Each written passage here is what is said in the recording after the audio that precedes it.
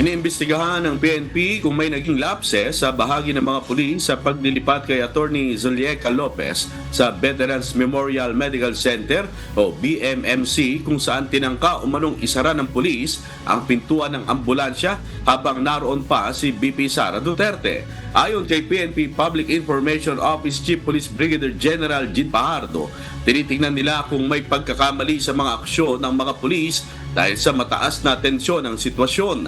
Noong weekend ay dinala si Attorney Lopez sa BMMC dahil sa panic attack. Well, titignan natin kung nagkaroon ba ng lapses on the part of our officer or during that time mataas ang tensyon. Yung ating mga officer who was there as an action on the part of the PNP because nag-seek po ng assistance sa atin yung Office of the Sergeant at Arms ng Kongreso. So yun po yung naging participation ng PNP doon nung isinakay po doon.